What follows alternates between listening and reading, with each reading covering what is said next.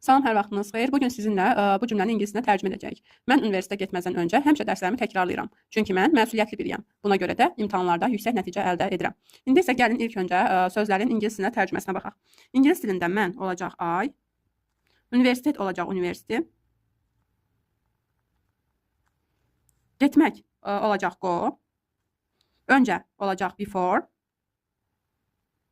həmişə always, dərslərimi lessons, təkrarlamaq repeat-də var, review-da var. Ancaq burada təkrarlamaqdan daha çox mövzulara bir ön baxış keçirmək kimi nəzərdə götürə bilərik. Ona görə repeat yox, biz burada review-dan istifadə edəcəyik. Yəni hər biri təkrarlamaq, ön baxış etmək deməkdir.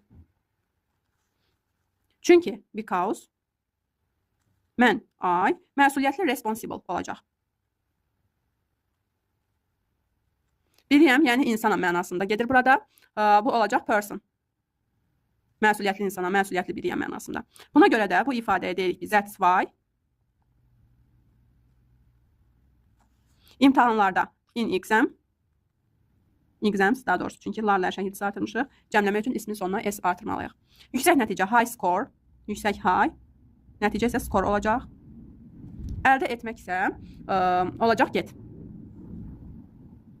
İndi isə gəlin bu cümləni ardıcıl olaraq ingilis dilində tərcümə edək. Baxın, bizə nə deyir? Mən universitetə getməzdən öncə həmişə dərslərimi təkrarlayıram. Belə deyək, mən həmişə dərslərimi təkrarlayıram. Nə vaxt? Universitetə getməzdən öncə. Ona görə birinci gəlin ikinci hissədən qurmağa başlayaq. Mən həmişə dərslərimi təkrarlayıram. Mən I always review. Mən həmişə təkrarlayıram. Nəyi? Dərslərimi, mənim dərslərim, my lessons. Nə vaxt? Universitetə getməzdən öncə. Before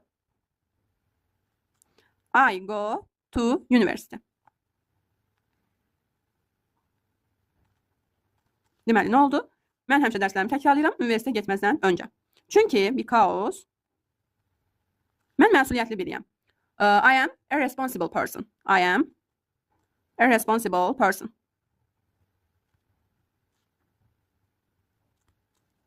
Buna görə də that's why imtahanlarda yüksək nəticə əldə edirəm. I get, mən əldə edirəm. Olacaq I get, mən əldə edirəm. Nəyi? Yüksək nəticə əldə edirəm. High scores. Nədə? İmtahanlarda in exams.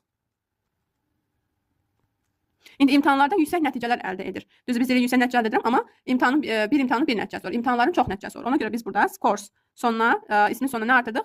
S cəm şəkilçisini artırdıq. Və burada da exams, imtahanlar dediyimiz üçün burada da S cəm şəkilçisini bildirmiş oldu. Universitetə gedirəm dedik deyə, burada yönlülük bildirən hissəci to hissəci idi. Ona görə dedik I go to university. Universitetə gedirəm yəni.